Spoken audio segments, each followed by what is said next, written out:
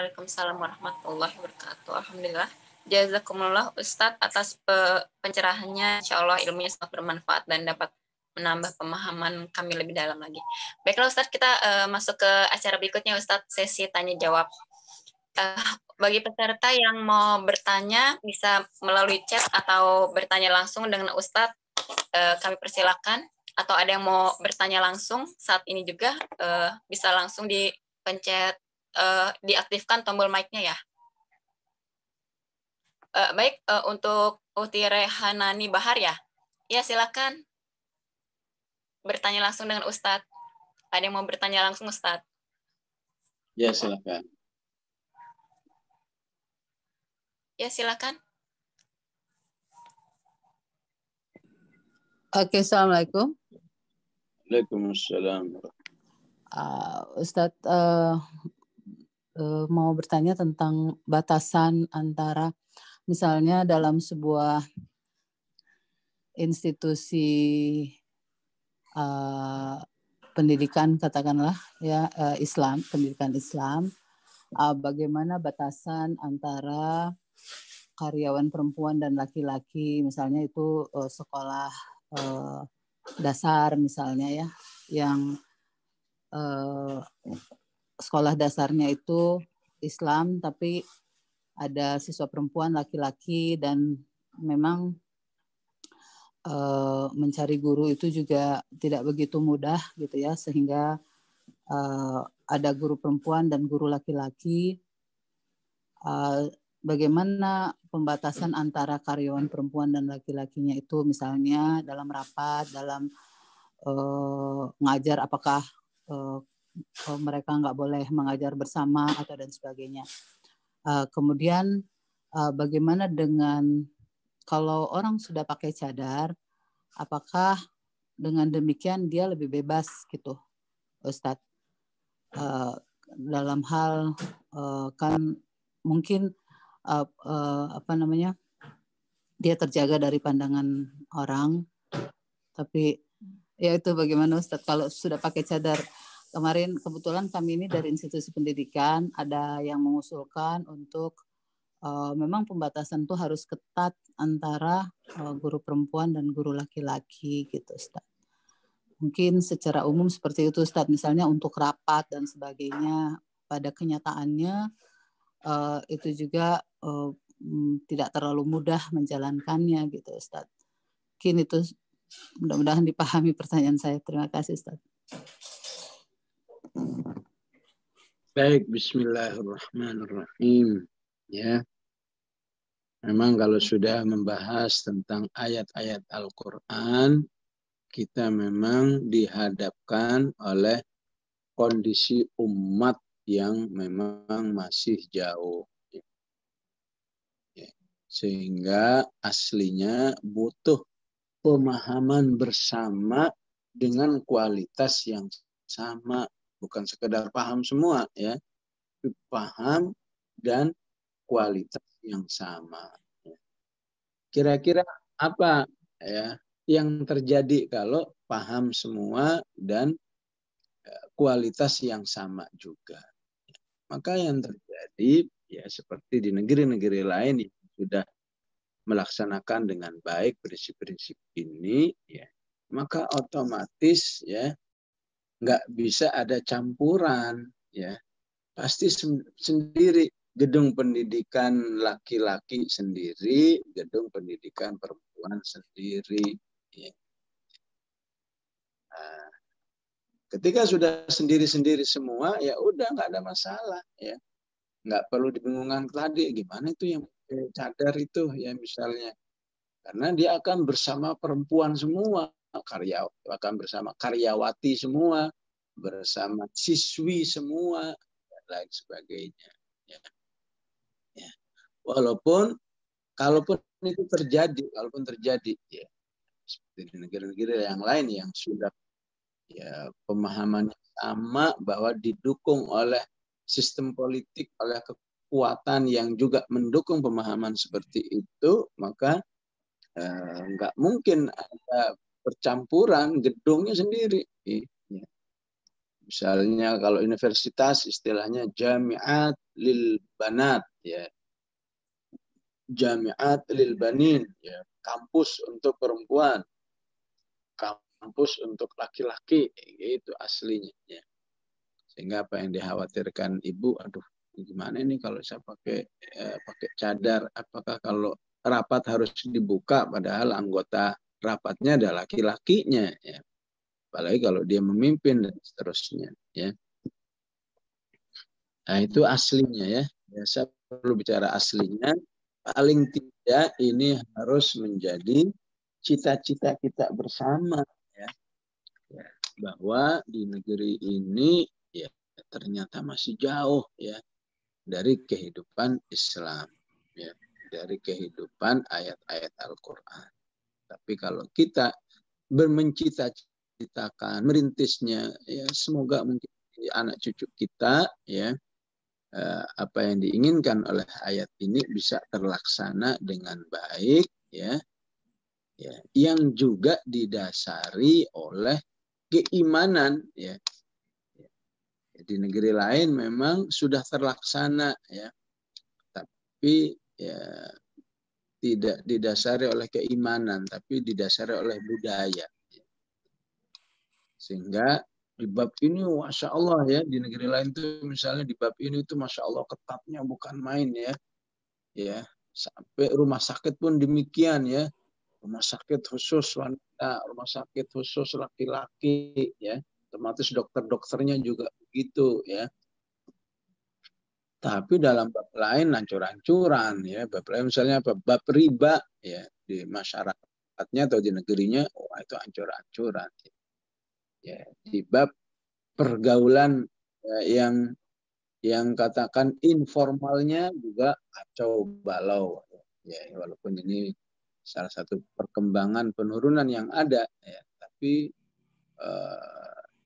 mazahir atau secara fenomenalnya masih bagus, ya. Ya, dalam kondisi di mana masyarakat kita, ya, belum bisa memahami seperti ini, ya, ya, boro-boro melaksanakan seperti ayat ini, ya, ya, sekedar bisa, ya, menampilkan nilai-nilai Islam dengan bebas aja sudah terasa istimewa di negeri ini, ya. Maka tidak ada lain berlaku ma la yudraku kulluhu la yudraku julluhu. Berusahalah semaksimal mungkin, ya, ya, untuk melaksanakan ayat ini sampai dalam kondisi mentok, ya, ya, ya udah boleh buat, udah mentok, udah berusaha. Jadi antara karyawan-karyawati, ya, ya, usahakan dengan satu pemahaman yang mereka miliki, masing-masing menjaga diri. Gimana ini supaya jangan ada pelanggaran ayat ini. Ya. Ya, memang ini dunia bercampur, kantornya bercampur, dalam sebuah ruangan ada lakinya, ada perempuannya, ya, ya, yang nggak sesuai dengan ayat ini, sehingga ya perjuangan pendudukan matanya berarti lebih berat, karena ya bisa jadi perempuan sebelah kanannya laki, sebelah kanan kirinya laki semua, ya. Ya udah, sebatas semana dia bisa menjaga diri, lakukanlah. Misalnya ngobrol seperlunya, maka itu insya Allah masih dalam masih dalam garis syariat yang ada, ya. Maka jangan sampai peluang-peluang lain yang mudah terjadi, ya, jangan sampai terlalu diumbar, ya, sama lawan jenisnya yang bukan mahramnya, ya. Apalagi kalau sampai, naudzubillah, kalau di kantor umum itu, ya, ya ngobrol sampai kelewatan batas, bahkan bercanda dan lain seterusnya, udah kayak bukan dengan lawan jenisnya saja yang terjadi, ya. Bahkan kadang-kadang yang laki ngelihat teman perempuannya capek Bu ya, mijitin misalnya, ikut mijitin ya. Ya karena nggak paham, cuma mijit doang, masa nggak boleh, kejem banget Islam ini ya. Nah, padahal nggak mijit kan nggak apa-apa ya. Tapi lagi-lagi karena pemahaman yang belum utuh itulah ya. Luar biasa tantangan yang ada ya, terlebih dalam kondisi di mana kita di situ minoritas ya, kita situ minoritas ya. Pengalaman saya bersama anggota dewan misalnya ya, dari berbagai macam fraksi ya, kita cuma beberapa orang saja yang paham, yang lainnya itu belum paham dalam masalah ini, baik belum pahamnya karena keislamannya atau memang tidak akan paham karena beda agamanya. Wah, itu luar biasa. Maka juga bukan berarti ya sudah kita tinggalkan seperti itu, enggak juga ya. Karena di dalamnya penuh dengan potensi-potensi kemaksiatan, jangan jadi anggota dewan atau jangan ke pasar atau jangan ini, enggak juga begitu ya. Pada akhirnya memang menunjukkan betapa pentingnya umat Islam ya, memperjuangkan hak pengaturan kehidupan yang disebut dengan sistem politik yang ada. Hanya dengan kekuatan politik umat ini bisa diatur sesuai dengan ajaran Islam. Ya. Yang tidak saja tidak saja ini terkait dengan masalah hukum, tapi juga masalah kualitas. Ya. Kabarnya di Eropa sana, khususnya di Inggris yang pertama kali sudah sejak 10 atau 15 tahun yang lalu ya, sudah membuktikan ya bahwa lembaga pendidikan yang terpisah itu secara psikologi lebih sehat ya. Di Inggris sudah banyak itu Bu ya. Sekolah khusus laki-laki, sekolah khusus perempuan. Ternyata perkembangan mental anaknya jauh lebih sehat ya, karena ya, anak-anaknya tidak disibukkan oleh masalah hawa nafsunya ya. Karena ketika ngumpul seperti ini yang terancam ya bukan murid-muridnya saja ya, bahkan antara karyawan, antara guru dengan guru, dosen dengan dosen, semua terancam semua ya. Wah, jangan ditanya lah ya bagaimana penyimpangan kemaksiatan seksual dalam sejarah atau dalam universitas atau tempat-tempat di mana situ berkumpul, nggak peduli dengan label, katakan istilahnya perguruan tinggi Islam misalnya ya. Tapi di dalamnya ya, tetap ada ya penyimpangan kejahatan seksual yang ada ya. Ini diceritakan langsung oleh orang-orang yang pernah ya kuliah di tempat-tempat seperti itu, walaupun dengan label Islam ya, maka penyimpangan di situ pasti terjadi ya. Maka ini salah satu tantangan keimanan kita ya, yang punya pemahaman Islam tapi harus berada di dalam sistem kehidupan yang belum Islam ya, sehingga kesabaran yang lebih besar, usaha yang lebih besar untuk bisa melaksanakan itu akan berpahala lebih besar lagi insya Allah. Kekurangan-kekurangannya baik karena kesalahan kita atau kondisi yang belum kondusif, kembali kepada akhir ayat, wa tubu ilallahi jami'an ayyuhal mu'minuna la'allakum tuflihun. Ya, kita kadang-kadang malu kepada kehidupan umat Islam terdahulu ya, yang misalnya di antara mereka mengatakan mataku ini sudah 50 tahun belum pernah bermaksiat ya. Ada lain yang mengatakan kakiku ini 40 tahun belum pernah mendatangi kemaksiatan ya. Kenapa? Ya memang didukung oleh sebuah kondisi kehidupan yang sangat kondusif ya. Bagaimana bisa bermaksiat wong potensi-potensi kemaksiatan dengan sistem kehidupan Islam ini ditutup habis ya. Kalau saja orang-orang seperti itu hidup di zaman ini dan di negeri ini ya belum tentu ya. Oleh karena itu bertobat kepada Allah di zaman seperti ini menjadi keharusan yang lebih wajib lagi, yang pernah sehari tanpa beristighfar dan bertaubat kepada Allah Subhanahu wa taala, karena sistem kehidupan yang mudah membuat manusia ya bermaksiat kepada Allah Subhanahu wa taala. Allahu a'lam. Alhamdulillah, jazakumullah Ustadz atas jawabannya. Baiklah, kita akan lanjut ke pertanyaan selanjutnya Ustadz. Ada Ibu Tanti Yulianti yang mau bertanya langsung dengan Ustadz, dipersilahkan.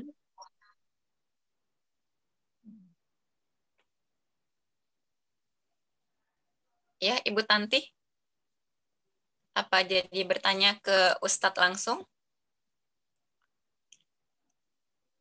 Assalamualaikum Ustadz. Waalaikumsalam warahmatullahi. Ustadz mohon pendapatnya atau penjelasannya. Barangkali ada dalam sejarah Islam terdahulu ketika wanita dalam kondisi tertentu ini harus menggunakan misalnya celana panjang dari lutut gitu. Ini terkait dengan batasan memperlihatkan lekuk tubuh itu kalau dari lutut ke bawah, misalkan untuk safety gitu, Ustadz, ya mungkin kalau bayangan saya ketika mereka itu naik kuda atau seperti apa gitu. Karena dalam keseharian saya bekerja di laboratorium, sudah menjadi bagian safety, kami ini tidak bisa menggunakan rok yang menutup hingga kaki gitu, Ustadz. Mungkin itu saja, Ustadz. Terima kasih. Dalam bahasa fikihnya namanya sirwal, ya. Dalam bahasa fikih sirwal atau yang sekarang disebut celana, ya, itu berfungsi untuk sebagai istilahnya daleman, ya, daleman. Ya. Jadi karena daleman, maka setelah itu ditutup oleh rok. Ya. Jadi dalemannya wanita itu ya, sangat dianjurkan, ya. Ya mungkin bisa disebut dari pinggang sampai mata kaki lah, ya. Sehingga dalam bab ini ada pujian dalam sebuah hadis. Rasulullah mengatakan rahimallahul mutasarwilat, ya. Allah merahmati wanita-wanita yang cara berpakaiannya pakai daleman celana baru ditutup oleh baju. Yang celana langsung itu memang tidak ada. Ya. Tapi lagi-lagi ya insya Allah Allah mengampuni, memaklumi dalam kondisi masyarakat kita, ya. Bil khusus ibu-ibu yang memang berada di sebuah sistem kehidupan yang nggak mungkin pakai rok panjang, ya. Apalagi tadi diceritakan bertugas di laboratorium, ya nggak ada itu ya sistemnya seperti itu, dalam pakai celana tapi celananya untuk ditutupi misalnya, ya. Maka insya Allah ya dimaklumi karena kondisi seperti itu. Namun di balik pemakluman itu tetap usahakan ya tidak berada dalam pelanggaran yang terlalu besar, ya. Misalnya bagaimana celananya agak komprang atau agak longgar, ya, longgar, tidak membentuk, tidak ngepas, baik dari paha sampai betisnya, ya. Kemudian juga diusahakan baju bagian atasnya betul-betul agak lebih panjang misalnya, syukur-syukur kalau bisa sampai lutut misalnya, ya, sehingga ya lebih terlihat, ya, istilah fikihnya itu fadfad, ya, fadfad itu gombrong, ya, jadi enggak sama sekali tidak terlihat bagiannya, ya. Kita melihat bagaimana para sahabiat itu ya betul-betul tidak ingin, ya, tidak ingin bagian tubuhnya itu terlihat walaupun cuma lekukan, ya, sampai mereka itu, ya, berwasiat ya, tolong ya nanti jenazah saya betul-betul ditutupi serapat mungkin sehingga jangan sampai ada bagian yang terlihat menonjol, ya, misalnya terlihat oh itu bagian lututnya atau enggak, jadi ditutup dengan penutupan yang betul-betul nggak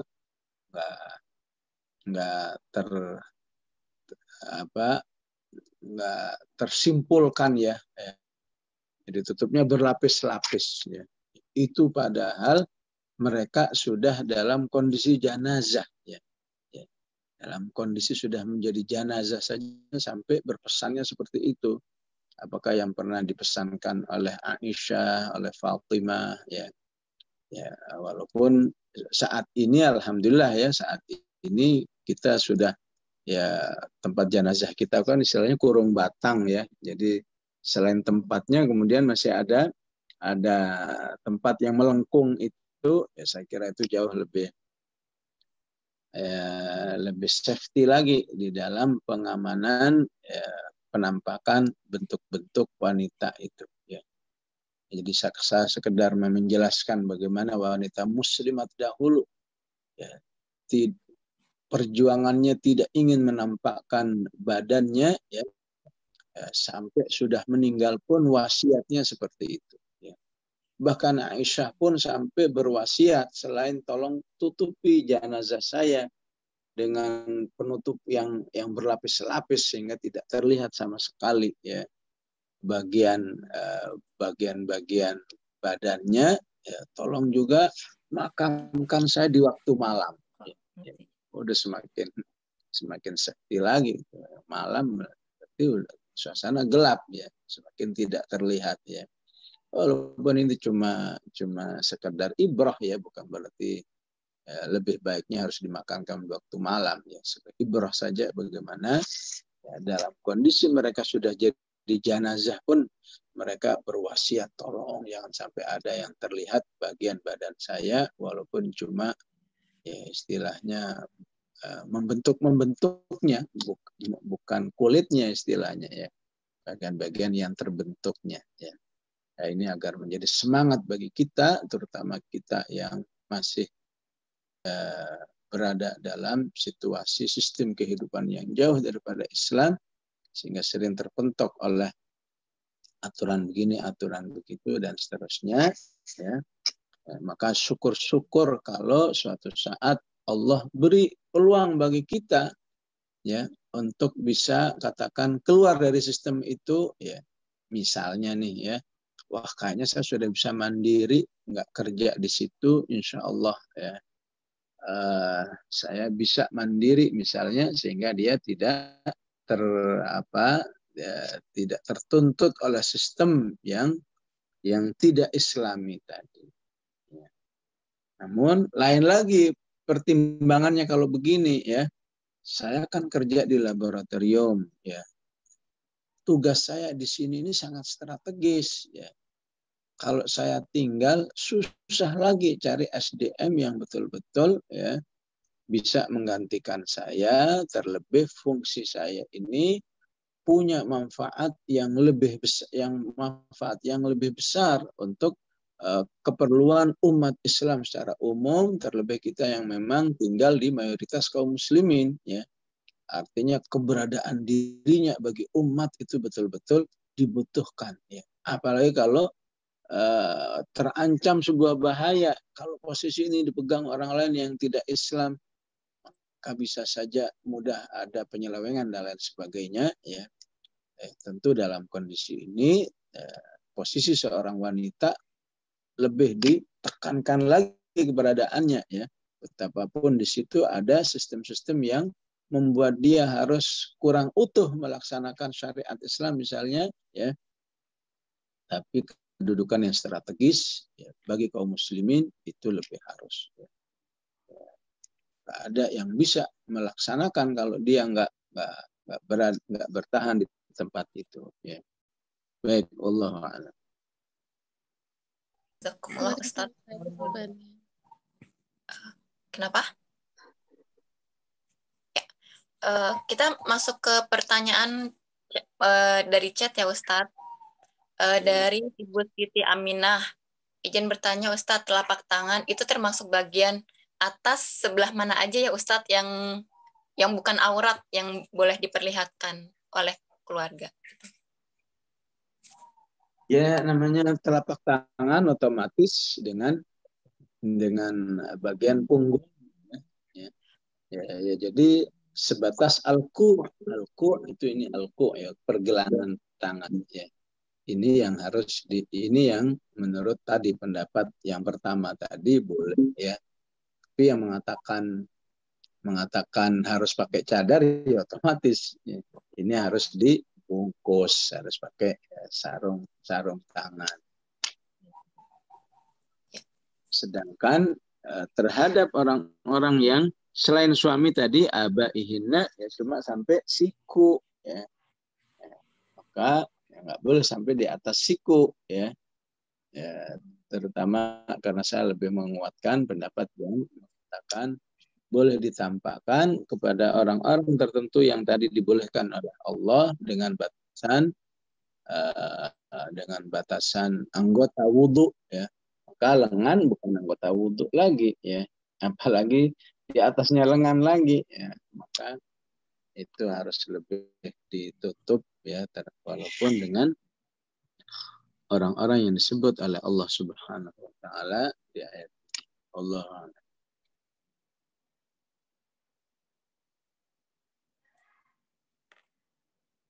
Ya, masuk ke chat berikutnya. Pertanyaan berikutnya Ustadz. Assalamualaikum Pak Ustadz, saya mau bertanya. Ayat 31, kecuali kepada pelayan laki-laki tua, pertanyaannya, umur berapa kategori tua itu Ustadz? Karena laki-laki setua apapun masih punya nafsu, atau kalau sudah tidak punya nafsu, tentu sudah sangat tua, tidak bisa bekerja lagi sebagai pelayan. Jazakallah khair Ustadz. Seingat saya tadi saya tidak mengatakan laki-laki tua ya. Tapi laki-laki yang punya kelainan dalam masalah urusan seksual ya. Ghairi ulil irbah itu artinya yang punya penyimpangan yang enggak normal dalam urusan seksualnya ya. Jadi walaupun 15 tahun kalau memang ternyata dia punya penyimpangan kondisi yang enggak normal ya, maka termasuk ayat ini awittabi'in ya. Ya. Walaupun 70 tahun tapi masih sehat orangnya ya. Ya. Ya. Ya. Kalau masih sehat, masih segar bugar ya otomatis tetap difahami sebagai ulil irbah ya. Ya. Tetap dipahami sebagai laki-laki yang normal ya dalam urusan seksualnya.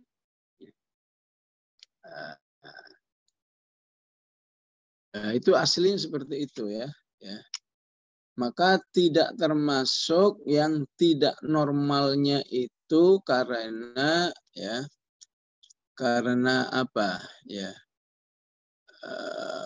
Karena pelanggaran-pelanggaran yang sudah sering mereka lakukan ya. Jadi yang penyimpangannya yang betul-betul bawaan ya.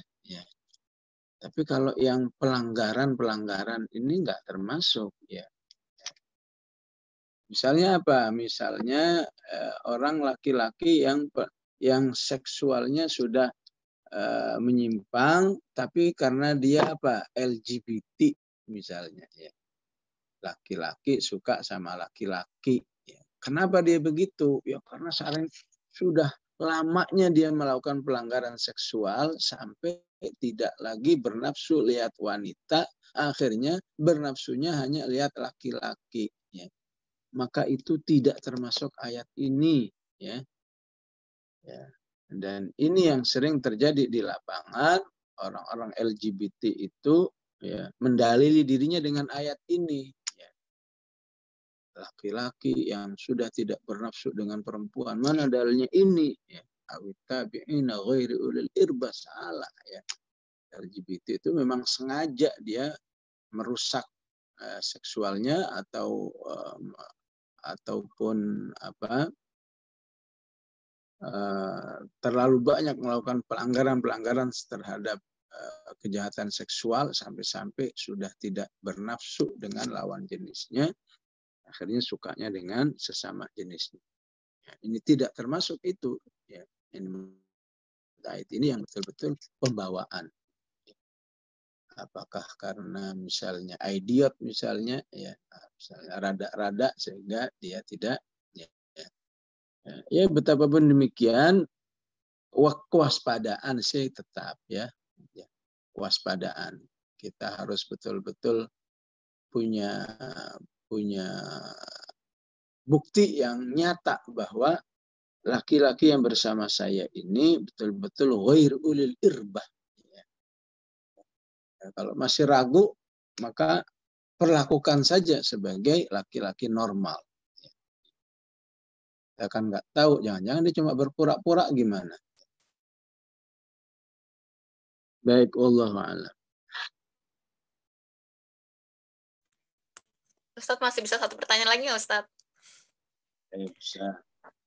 Iya, bentar Ustadz.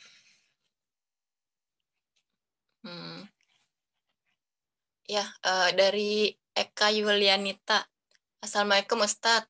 Kalau untuk pelanggaran Godul, Bashar, hijab saja kita harus sholat tobat. Berarti untuk kelalaian dan dosa lain kita dituntut sholat tobat tiap hari ya Ustadz. Jazakallah khair Ustadz. Ya.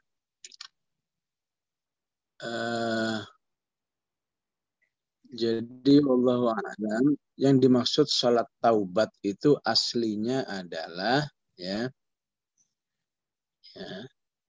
sebuah sholat yang dilakukan ya dengan semangat agar sholat itu bisa menghapus kesalahan-kesalahan kita. Ya. Jadi misalnya ini ya, dari jam 6 pagi ini sampai jam 9 mungkin ada pelanggaran. Ya.